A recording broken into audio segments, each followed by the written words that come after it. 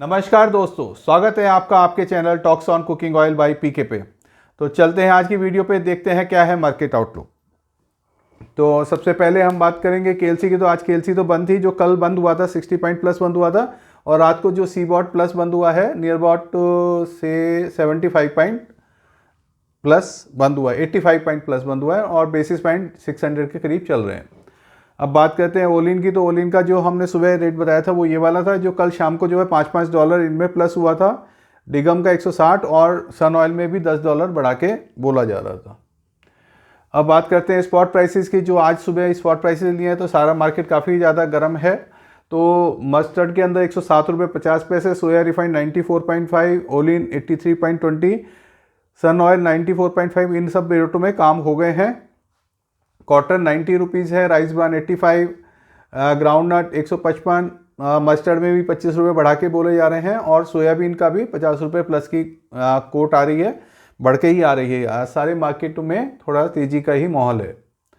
अब बात करते हैं कंज्यूमर पैक्स के क्या कॉस्टिंग आ रही है हमारा। तो जो जीएसटी पेड पामोलिन का रेट 1498, सोया रिफाइंड 1676, और कच्ची घानी का रेट 1859 आ रहा है। लीटर टीन पाउच बॉटल के रेट आप यहाँ से दिल्ली हरियाणा यूपी के रेट है। इसमें 30 रुपये का हमने ट्रॉले का खर्चा या डिपो का खर्चा या जो माल उससे रैक से आता है तो उसमें ये 30 रुपये कम लगते हैं और ट्रॉले से कम लगते हैं। और उसके अंदर 15 रुपये हम राजस्थान के लिए, 25 रुपये गुजरात के लिए इन 15 किलो टीन के रेट में घटा सकते हैं। अब बात करते हैं पीछे से इंपोर्ट कॉस्ट क्या आ रही है। जो हमारा 880 की का रेट बोला जा रहा है उसके हिसाब से 93 रुपीज़ पाम पड़ेगा। ओलिन 865 से 83.30 पड़ रहा है, और सेलिंग भी 83 रुपीज़ 20 पैसे के अंदर ही हो रही है। सोयाबीन की बात करें तो पीछे से जो कॉस्टिंग आ रही है वो 97 रुपीज़ की आ रही है, जबकि यहाँ पे सेलिंग 94.50 की हो रही है। 1005 के हिसाब से 1006 के हिसाब से यहाँ पे 94.5 की सेलिंग हो रही है। तो ये $1020 के हिसाब से हो रही है। सन ऑयल के अंदर 960 से रेट आ रहा है हमारा, और 94.5 के हिसाब से सेलिंग हो रही है। अब बात करते हैं कि आज का जो हमारा मेन टॉपिक है, क्यों आ रही है सोयाबीन में तेज़ी, एक विश्लेषण। तो आज थोड़ा सा हम बात करेंगे कि सोयाबीन में पीछे तेज़ी क्यों आई है। तो थोड़ा सा आप लोगों को समझ में भी आएगा ये तेज़ी पक्की है नहीं है, और इसमें आने की क्या उम्मीद है तेज़ी की, और कितना हमें माल लेना चाहिए या नहीं लेना चाहिए। तो इसको थोड़ा डिस्कस कर लेते हैं। इंडिया के अंदर जो सोयाबीन ऑयल की डिमांड है वो 50 लाख टन है। जैसे मैं कई बार आपको कल की रिपोर्ट में भी बताया था, तो 50 लाख टन के अंदर से हमारा अपना जो प्रोडक्शन होता है 15 से 18 लाख, और उसके अंदर जितना भी हमारे पास पिछले 1.5 महीने से क्रॉप आ रही है, हम 15 सितंबर से बात कर रहे हैं और 15 नवंबर आ गया, 2 महीने से क्रॉप आ रही है, तो नियर अबाउट 25-30% क्रॉप हम कह सकते हैं कि आ चुकी है। और उसके अंदर कुछ जितनी भी हमारी जो हार्वेस्टिंग होनी थी, कटाई होनी थी, तो 90-95% से ज़्यादा हमारी हो चुकी है। तो ऑलमोस्ट हम कह सकते हैं कि सारी कटाई पूरी हो चुकी है, और थोड़ा अब माल फार्मर के हाथ में है। तो फार्मर अपनी ज़रूरत के हिसाब से या तेज़ी मंदी के हिसाब से, या उसको लगता है कि कम रेट है तो वो रोक के ला रहा है। तो हमें जो हर सालों में, जो हम पिछले सालों में देखा करते थे कि जैसी कटाई होती थी और 10-12 लाख 15 लाख बोरी तक भी हम देखा करते थे आती थी, तो वो अब की बार 5-7-8 लाख बोरी पे ही रुक रही है। तो इसकी वजह से भी एक सोयाबीन के अंदर, बाजार के अंदर जो अपने प्लांट चलते हैं उसके अंदर शॉर्टेज देख पा रहे हैं। एक हमारे पास जो है, हमने अब की बार जो डाटा सोपा ने भी दिया है और मार्केट का भी डाटा है कि 115 लाख टन की क्रॉप है, लेकिन उसके अंदर यील्ड काफ़ी कम आ रही है। कुछ एरिया में क्रॉप ज़्यादा ख़राब हो गई है। तो हमको ये भी डाउट आ रहा है कि जो हमने क्रॉप का एंटिसिपेशन करा है उतनी क्रॉप होगी या नहीं होगी, कहीं ये 115 लाख टन की जगह 100 लाख टन ही रह जाए। और उसके अंदर भी एक कंसर्न बना हुआ है। दूसरा एक मैटर जो तेज़ी सोयाबीन का आना है कि चाइना की, जो हमने जैसे अभी परसों तरसों रिपोर्ट में, सोयाबीन की रिपोर्ट में बताया था कि चाइना नियर अबाउट 995 या 1000 लाख टन माल बाई करता है। तो नियर अबाउट महीने का उसका 80 से 85 लाख टन महीने का बाई होता है। तो उसकी बाइंग काफ़ी ज़्यादा चल रही है। तो यूएस के अंदर इस साल क्रॉप जो है काफ़ी कम हुई है, 1100 लाख टन या 1125-50 लाख टन हुई है। तो उसके अंदर जो है जो चाइना की काफ़ी एग्रेसिवली बाइंग चल रही है, और उसका मेन कारण है ब्राज़ील की क्रॉप कर प्रॉस्पेक्ट्स। क्योंकि जैसे हमने यूएसडी की रिपोर्ट कल देखी, परसों देखी थी जो आई थी, तो हमने डिस्कशन करा कि यूएसडी की क्रॉप में, ब्राज़ील की क्रॉप में कोई भी डेंट नहीं दिखाया गया। तो जो यूएसडी रिपोर्ट बनाता है वो 30 अक्टूबर तक की अपनी डाटा लेके बनाता है। तो 30 अक्टूबर तक हमें भी ज़्यादा कोई ब्राज़ील की क्रॉप में प्रॉब्लम नहीं नज़र आ रही थी। ये था कि आगे 10-15 दिन के अंदर बारिश आ जाएगी और ब्राज़ील के अंदर क्रॉप में ज़्यादा प्रॉब्लम नहीं आएगी, तो जो 1630 लाख टन की क्रॉप वो लोग लेके चल रहे हैं वो आ जाएगी। लेकिन अब जो नए आंकड़े आ रहे हैं, जो पीछे अभी वहाँ पे मौसम ख़राब बना हुआ है, जो अभी भी हम ये बात कर रहे हैं कि अभी बारिश की उम्मीद है, अभी तक बारिश आई है नहीं है, अगले हफ्ते बारिश आएगी, तो 25, 30, 40% तो क्रॉप ठीक है, लेकिन जो 60% में से 15-20% क्रॉप में अभी भी प्रॉब्लम है और 40% सोइंग होना बाकी है, क्योंकि वहाँ पे जो वेदर है वो पूरा मॉइस्चराइज प्रॉपर अनुकूल नहीं बना हुआ है और सॉइल में मॉइस्चर की शॉर्टेज बनी हुई है।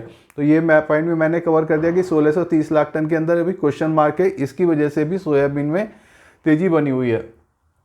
एक बात और है कि अर्जेंटीना और ब्राज़ील से हमारे यहाँ पे, जैसे मैं आपको कई बार बताता था कि हमारा अर्जेंटीना ब्राज़ील से ही ऑयल आता है।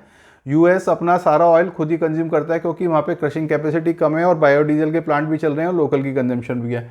तो यूएस तो वहाँ से सोया सीड ही सेल करता है, और सीड हम इंडिया बाइंग नहीं करते क्योंकि नॉन जीएमओ होता है, केवल चाइना ही बाइंग कर रहा है इस वक्त सबसे मोटी वहाँ से। और अर्जेंटीना सोया के अंदर स्टॉक्स काफ़ी कम रह गए हैं, तो जो वहाँ पे स्टॉक्स कम हैं और सीड का रेट ज़्यादा है, तो वहाँ पे जो ऑयल की पैरिटी आ रही है वो ऊंची आ रही है। तो जो पहले हमने देखा था कि अर्जेंटीना और ब्राज़ील काफ़ी ज़्यादा सेलिंग में बने हुए थे, तो वो जो सोयाबीन का रेट है उसके अंदर 2400 बेसिस पॉइंट कम पे बेच रहे थे।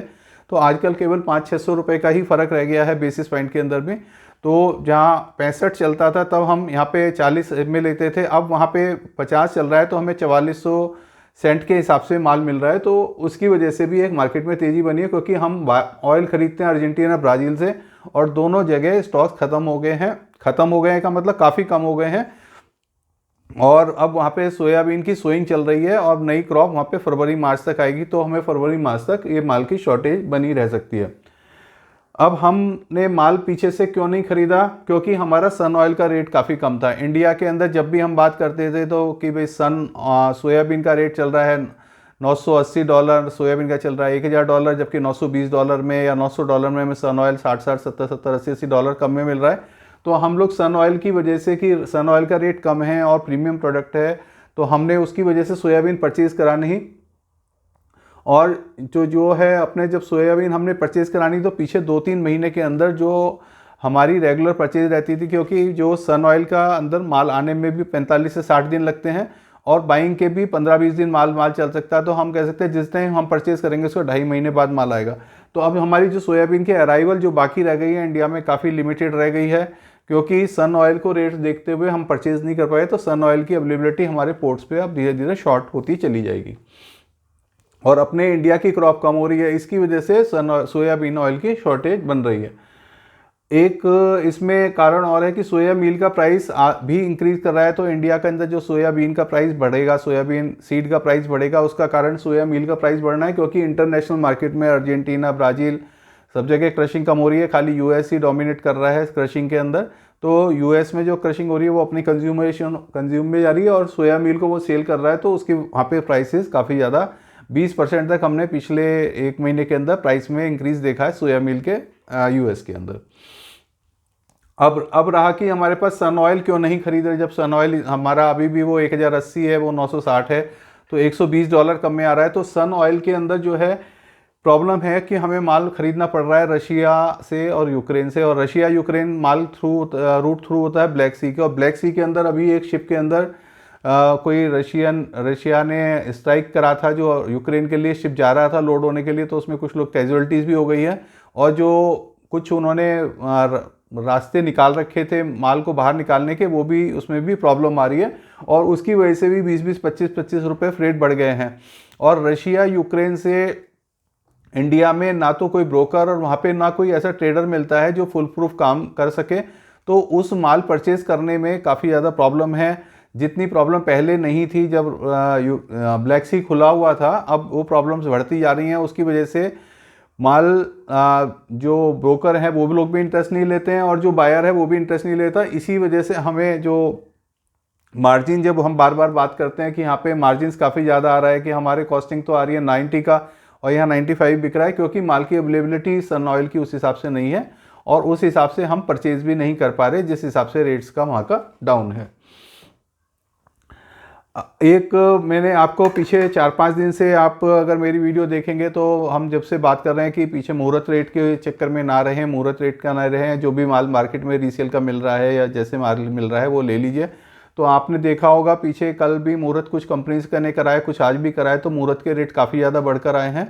तो कुछ लोगों के फ़ोन आए, उनको मैं धन्यवाद करना चाहता हूँ कि आपने बहुत टाइम पे हमें बता दिया, हम मुहूर्त का इंतजार करते तो हमें काफ़ी ज़्यादा नुकसान हो जाता। तो उन चीज़ों से थोड़ा हमें एनकरेजमेंट मिलता है, लोगों का प्यार मिलता है कि भाई आपने जो बताया तो हमने माल टाइम पे परचेज़ कर लिया, और हम इस नहीं तो मुहूर्त पे हम परचेज़ नहीं कर पाते और बाज़ार से हमको थोड़ा बाहर रहना पड़ता। तो ये मैं ये नहीं कहूँगा कि मैंने बहुत अच्छा बताया, क्योंकि ये बाज़ार तेज़ी मंदी का है, हो सकता है, लेकिन जब आप इतनी चीज़ें स्टडी करते हैं, इतने फंडामेंटल स्टडी करते हैं, तो एक आपका अपना, मैं कहीं पर भी कोई राइटअप नहीं बनाता, कहीं कोई लिख के नहीं रखता, ये सारी चीज़ डाटा रोज़ पढ़ना, सब डाटा कलेक्ट करना, तो उससे ही अपना आपका ऑटोमेटिकली मार्केट की फील आने लगती है कि मार्केट में क्या होने वाला है, क्या है, वही चीज़ मैं बताता हूँ। और मैं ये भी नहीं कह रहा कि मैं जो बताऊँगा वो हमेशा सही होगा। तो आप अपने विवेक से काम करें, वही बात कहेंगे कि सुनो सबकी, करो अपने मन की। तो उस हिसाब से, और सबको दिवाली की बहुत बहुत शुभकामनाएं। सबकी दिवाली अच्छी बनी, जो लोगों ने सुना, जिन लोगों ने माल खरीदा उनकी भी अच्छी बनी, जो अब माल खरीदेंगे उनकी भी अच्छी बनेगी। बाज़ार में अभी कोई मंदी का माहौल नहीं लग रहा है। जिस हिसाब से हमारी जो रिपोर्ट आई थी यूएसडी की, उसके अंदर जैसे दिखा रहे हैं जो डाटा, वो डाटा एक पीक्स डाटा दिखा रहे हैं। अब उनके अंदर कुछ कुछ डेंट ही आता रहेगा और हर रिपोर्ट थोड़ी बढ़कर ही आएगी कि ब्राज़ील में क्रॉप ख़राब हो गया, अर्जेंटीना में हमें कोई क्रॉप की ख़राब की खबर नहीं आ रही है, लेकिन इंडिया के अंदर थोड़ा सा लग रहा है कि जिस हिसाब से मार्केट में बात हो रही है कि भाई क्रॉप उस हिसाब से अराइवल नहीं बन पा रही, उस हिसाब से किसान का ईल्ड नहीं निकल रही है। तो कुछ कुछ अब जो इस टाइप की चीज़ें आएंगी उससे बाज़ार के अंदर थोड़ी तेज़ी आ सकती है। जो हम बात करते हैं पाम ऑयल के अंदर भी, पाम ऑयल में अगस्त सितंबर अक्टूबर तक काफ़ी अच्छी प्रोडक्शन थी, अब नवंबर से वहाँ प्रोडक्शन गिरनी शुरू हो जाएगी। इंडिया के अंदर ट्रेड के पास माल काफ़ी कम है। तो ये सारी चीज़ें जो हैं थोड़ा थोड़ा दिखाती हैं कि और बाज़ार में जो दिवाली पे एक एक्स्ट्रा सेल निकली थी तो वो भी माल काफ़ी ज़्यादा कंज्यूम हो गया है। तो उस हिसाब से थोड़ा सा बाज़ार के अंदर हम आगे अभी एकदम डाउनवर्ड नहीं देख रहे। और अब एक ब्राज़ील के ऊपर अभी भी हमें निगाहें बना के रखनी है। अगर वहाँ पे अच्छी बारिश हो गई, अच्छी सोइंग हो गई, तो ही बाज़ार में थोड़ा मंदा लिखेगा, नहीं तो अभी बाज़ार थोड़ा सा तेज़ी ही चलते नज़र आ रहे हैं। तो इसी की तरह से बात से मैं अपनी वीडियो का समाप्त करूँगा। और एक बात और मैं आपको बताना चाहूँगा कि जिसके अंदर हम मस्टर्ड के ऊपर बात जो कर रहे थे कि भाई जो डिफरेंस है, पहले हमारा 18 रुपये का चल रहा था, अब वो धीरे धीरे हमारा 12-13 रुपये का रह गया। तो इसके अंदर 1 रुपये का गैप और है। अगर सोयाबीन और ज़्यादा बढ़ा तो मस्टर्ड भी बढ़ सकता है। मैं ये कहीं नहीं कह रहा मस्टर्ड नहीं बढ़ेगा, जो गैप है इनका वो धीरे धीरे कम होगा। जो 18 रुपये से वो 11 रुपये के करीब आ जाए, 12 रुपये के आ जाए, 10 रुपये आ जाए, तो वो आपको उस हिसाब से ही काम करना है। अगर और मार्केट बढ़ेंगे तो मस्टर्ड में भी थोड़ा सा उठान रह सकता है। तो इसी के साथ में अपनी बात को ख़त्म करते हैं, फिर मिलते हैं कल की वीडियो पे, आपको मंडे की वीडियो पे फिर नए पोजीशन बताते हैं। Thank you.